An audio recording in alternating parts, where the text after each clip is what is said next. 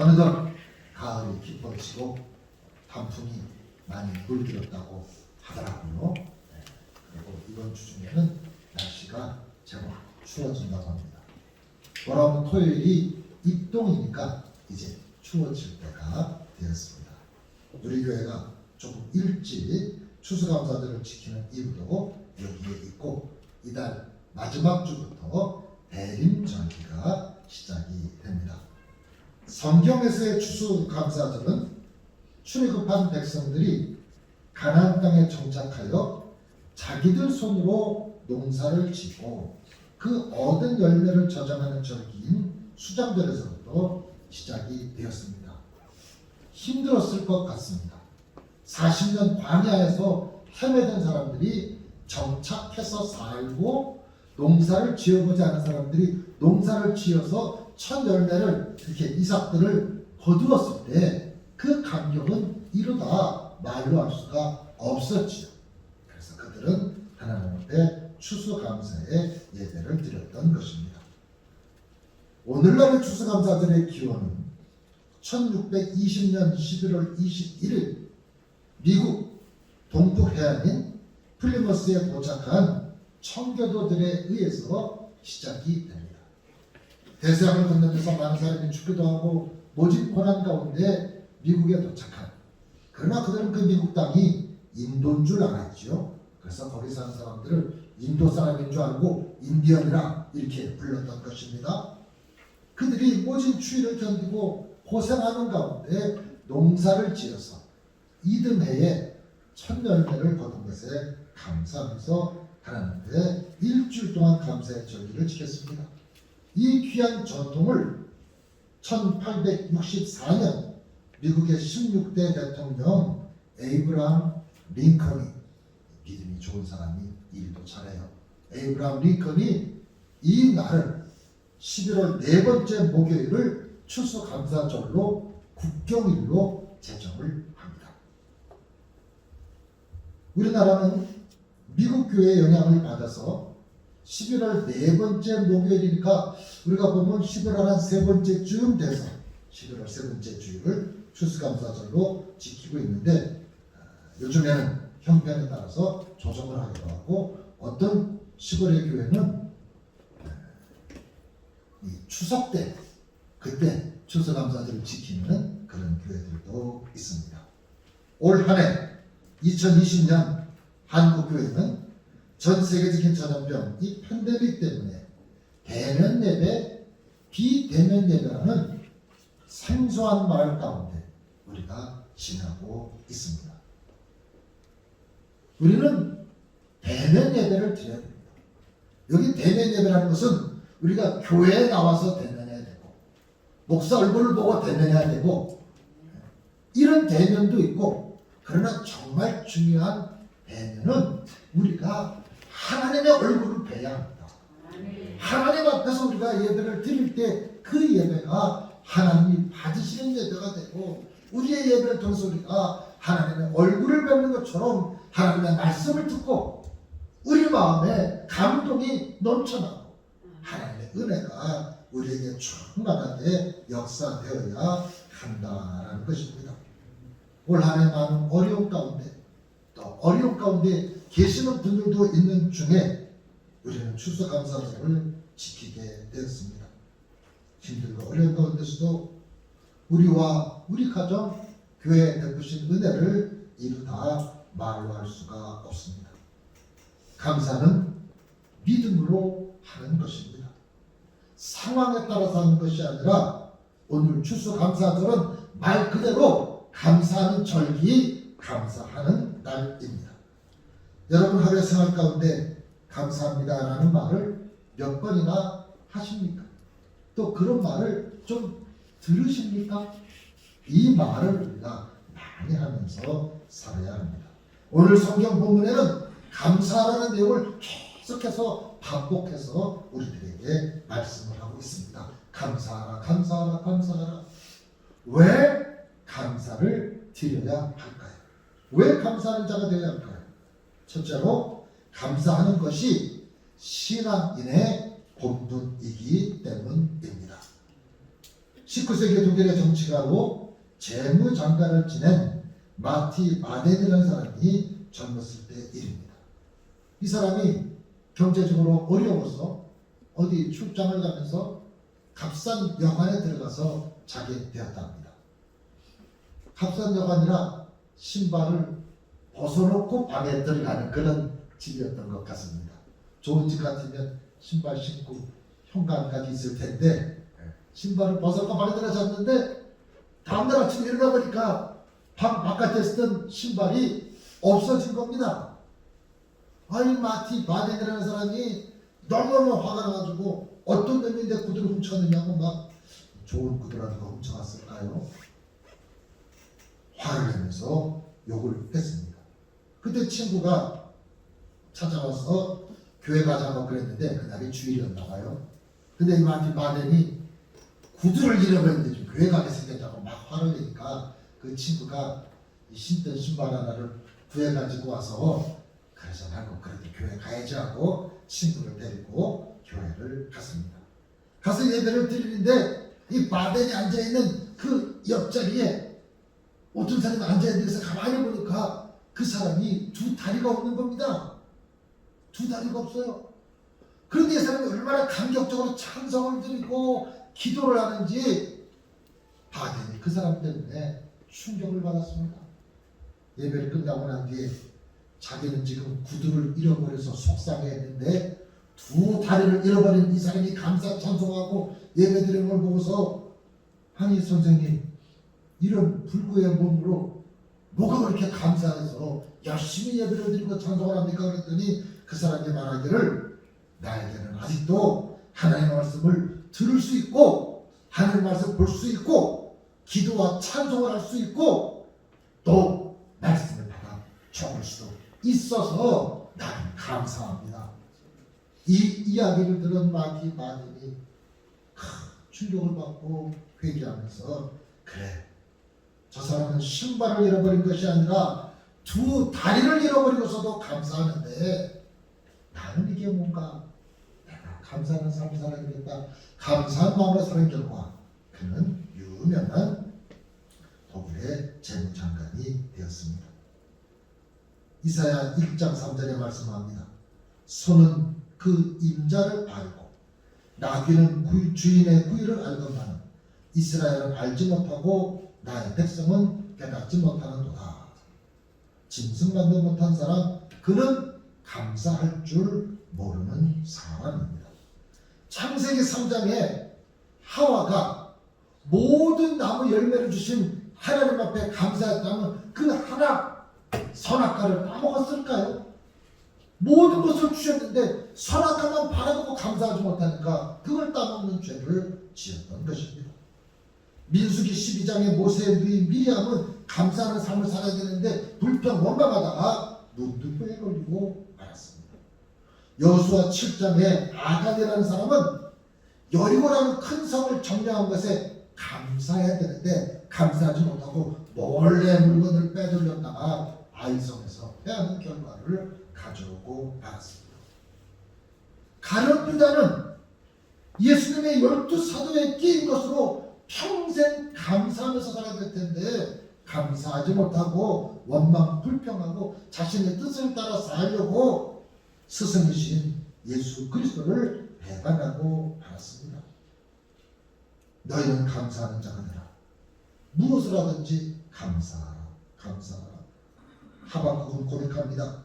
비록 무화과 나무가 무성하지 못하고 포도나무에 열매가 없고 감람나무에 속줄이 없으며 밭에 식물이 없으며 우리의 양이 없고 외양간에 송아지가 없을지라도 나는 여호와를 인하여 즐거워하며 나의 구원의 하나님을 인하여 기뻐하리로다 라고 말씀을 합니다.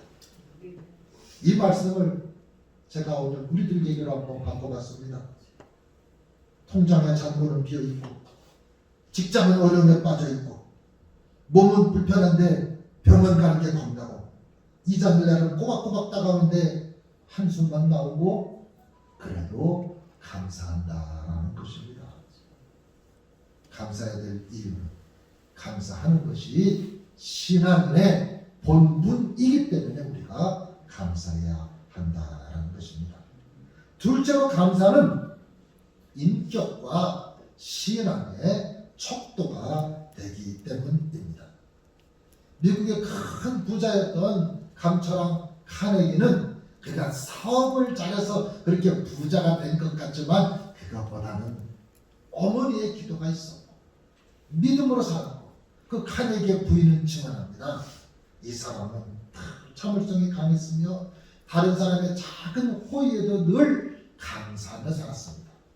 감사하는 그 사람 곁에 사람들이 모이게 되었고, 감사하는 사람을 신뢰하게 되었고, 카네기의 사업은 승승장구해서 세계적인 대부호가 돼서 많은 일들을 하면서 봉사하며 섬기는 삶을 살 수가 있었던 것입니다. 믿음이 없는 사람은 은혜와 축복을 받고 나면 감사하겠다라고 말을 합니다. 그러나 믿음이 있는 사람은 축복이 없어도 그는 감사할 수가 있습니다. 불평하는 사람은 어떤 환경에 처해도 불평을 합니다. 만족과 평안 이런 것이 있어야 감사하겠다고 말하는 사람은 영원히 감사할 수가 없는 것입니다. 예수님께서는 이 땅에 오셔서 자기 자신을 십자가에 못 박아 죽게 하시면서 우리들에게 구원의 길을 열어주셨습니다. 그 십자가의 고난을 참으시고 물과 피를 다 쏟으시고 죽으신 예수 그리스도 앞에 우리가 얼마나 감사하며 살고 있습니까? 저는 요즘 코로나 시대인데도 왜 이렇게 주변에 결혼식이 많은지 일주일에 막 2건, 3건. 그래도 또 저희 집에 이렇게 또 찾아왔던 분한테 또 안 갈 수도 없어서 이렇게 가고 그러면 그 감사를 하느라고 그걸 또 보답하느라고 이렇게 바쁘게 지내면서 이렇게 저도 사랑을 전하고 돌아오면 어떤 분은 또 편지를 보내줍니다. 편지를 보내는데 그 편지의 내용인즉슨 바쁜 가운데서도 코로나가 엄중한 가운데서도 저희 집 이런 일에 오셔서 축하해 주시고 사랑해 주셔서 감사합니다. 이 감사를 갚으려고 하니까 댁내에 좋은 일이든 안 좋은 일이든 꼭 열당을 주셔서 제가 이 사람을 갚을 수 있는 기회를 주시려고 편지를 보내더라고요. 세상 살면서 그 은혜를 갖겠다는 거죠. 우리가 예수 그리스도의 십자가의 죽으심을 생각한다면 우리는 이 은혜를 어떻게 갚아야 할까? 무슨 누가 축의금 준 거랑 예수님의 십자가 사건이랑 이걸 비교할 수가 있습니까? 감사는 신앙의 척도입니다. 찬송가 311장입니다. 내 너를 위하여 몸버려 피 흘려 내 죄를 속하여 살 길을 주었다. 너 위해 몸을 주건만 날 무엇 주느냐. 죄 중에 빠져서 영죽을 인생을 구하여 주려고 나 피를 흘렸다. 네 죄를 속했건만 너 무엇하느냐. 한없는 용서와 참 사랑 가지고 세상에 내려와 값없이 주었다. 이것이 귀중하건만 날 무엇 주느냐. 이런 찬송 드리기가 좀 가사가 무겁지요. 정말 주님의 감사하는 것. 감사하는 것은 바로 인격과 신앙의 척도가 됩니다. 세 번째로 감사는 더 큰 복을 받게 되는 비결이기 때문입니다. 감사하는 사람은 이전에 받은 것보다 더 큰 복을 받게 됩니다. 초대 기독교의 교부로서 기독교 역사에 중요한 업적을 남긴 어거스티누스가 어떤 교회에 하나님의 말씀을 전하러 가게 되었답니다. 그 먼 길을 떠나서 가는데 가는 중에 글쎄 이 어거스티누스를 안내하는 사람이 길을 잘못 들어가지고 헤매게 됐습니다. 어제 제가 잘 아는 분의 결혼식이 있어서 갔는데 그 주례 목사님이 아주 저도 존경하고 유명하신 분이 주례하러 왔는데 그래서 그분이 어제 결혼식 제가 갔던 곳이 저 강남구에 있는 수서에 있는 안디옥교회인데 이분이 분당에 있는 안디옥교회로 가셔가지고 결혼식 시간이 됐는데 주례자가 안 오는 거예요. 15분 늦게 오셨어요. 다른 안디옥이 이름이 비슷하면 잘 확인을 해야 되는데 그래가지고 얼마나 우리가 웃었는지. 이 어거스티누스가 안내하는 사람이 교회로 가는 길을 잘못 안내해가지고 시골길에 헤매게 돼가지고요, 날이 저물어서 다음날 가게 됐답니다. 얼마나 화가 날까. 나였으면 안내하는 사람에게 뭐라고 그랬을까. 근데 어거스티누스가 그렇게 얘기했답니다. 그럴 수도 있죠. 여기에도 하나님의 뜻이 있겠지요. 괜찮습니다. 그러면서 그 안내했던 사람을 위로했답니다. 다음날 목적지에 도착했는데, 목적지에 도착해서 하나님께 감사 기도를 드리는데 그 교회 목사님과 성도들이 어거스티누스에게 얘기를 합니다. 아니, 어떻게 알고 피하셨습니까? 교부님을 싫어하고 해치려는 사람들이 교부님을 죽이려고 오던 길에 숨어있다는 얘기를 우리가 들었는데 너무 늦게 들어서 알릴 수도 없었고 걱정을 했는데 어떻게 이렇게 알고 그 일을 피해서 이렇게 다음날 오셨습니까? 하면서 그 얘기를 할 때 어거스티누스는 하나님께서 이런 일 가운데에도 나를 인도하셨구나 라고 이야기를 하면서 감사를 드렸다라는 겁니다.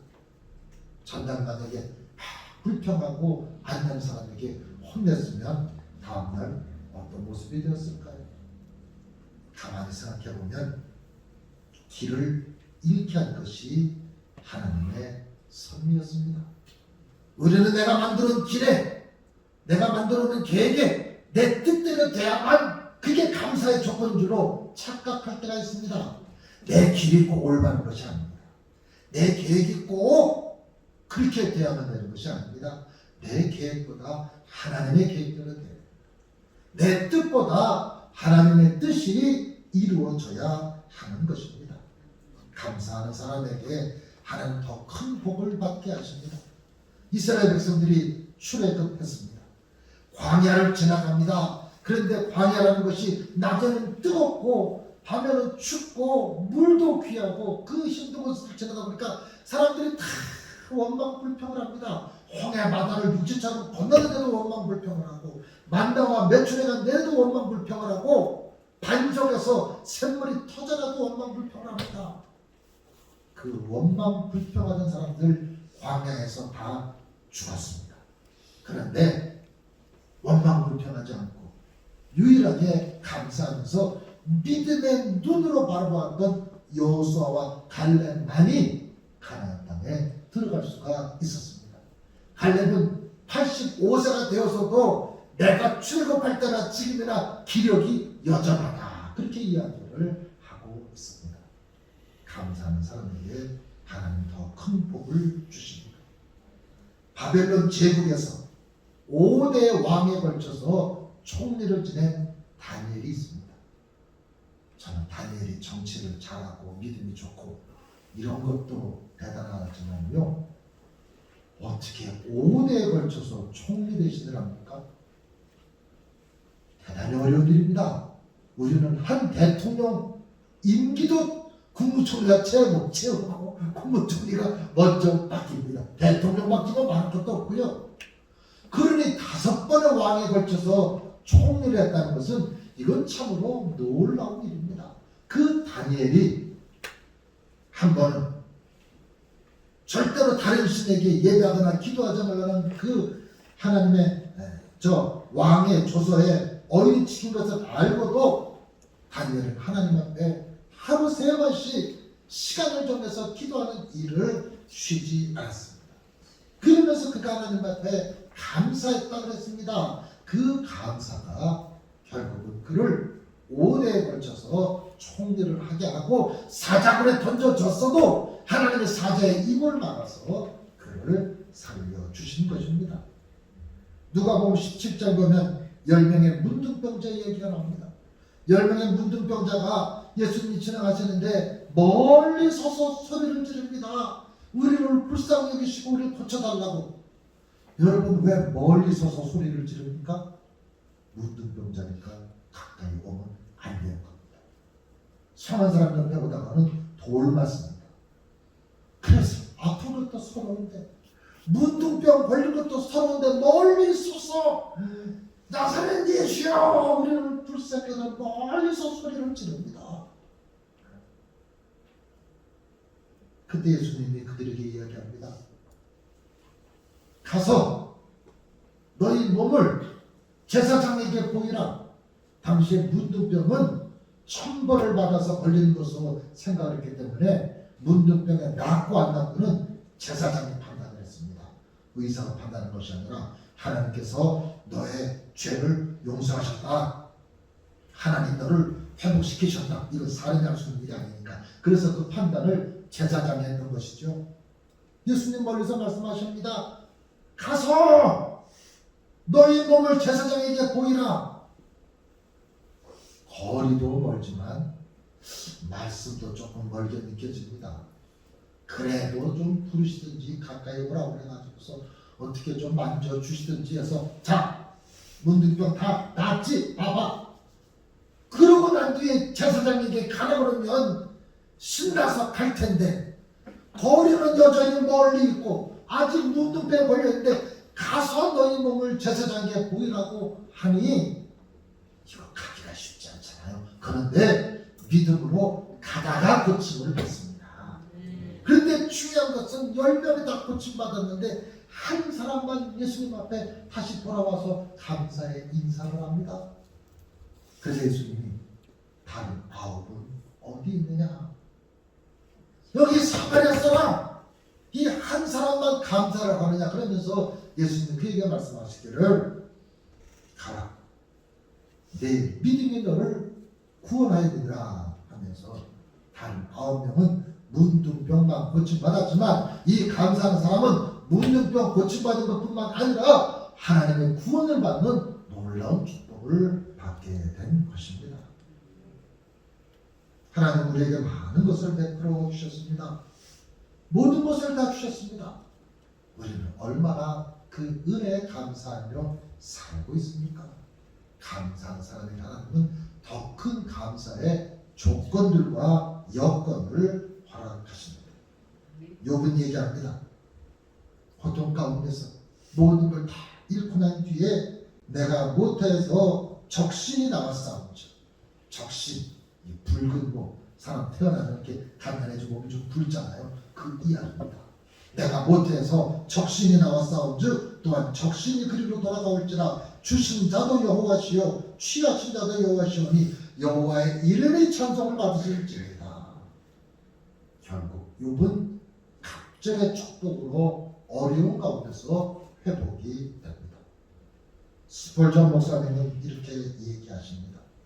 촛불을 보고 감사하는 자에게 하나님은 전등불을 주시고 전등불을 보고 감사하는 자에게 달빛을 주시고 달빛을 보고 감사하는 자에게는 햇빛을 주시고 햇빛을 보고 감사하는 자에게는 전등도 달빛도 햇빛도 필요 없는 영원한 천국을 허락해 주신다 그랬습니다. 어려운 때를 살아가고 있지만 우리의 입술에서 감사의 찬양이 끊이지 말아야 할 것입니다. 제가 좋아하는 복음성가가 있습니다. 원곡은 Thanks to God, 하나님 앞에 감사합니다 라는 곡인데 이 곡을 문정선이라는 분이 번역을 했어요. 가사가 이렇습니다.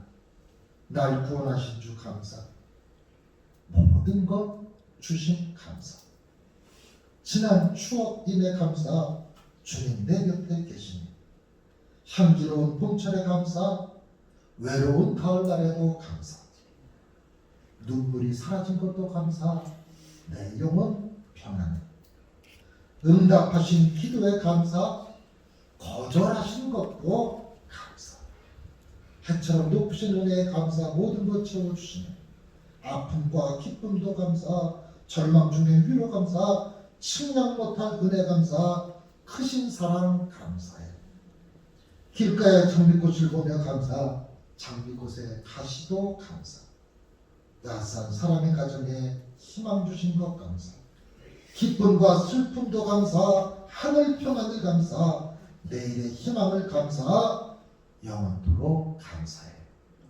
우리 함께 찬양 드리겠습니다. 그것이 하나님의 은혜입니다. 하나님의 사랑이고 우리는 감사할 것뿐입니다.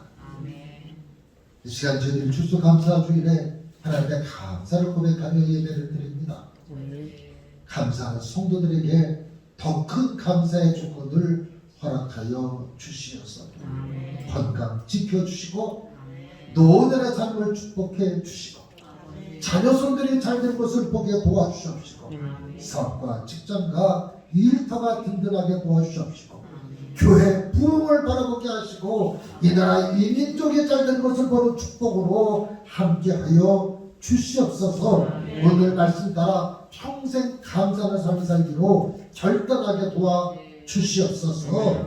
이제는 예수님의 구속의 은혜와 하나님의 사랑과 성령님의 함께하심이 영원토록 계시옵기를 간절히 축원하옵나이다. 아멘.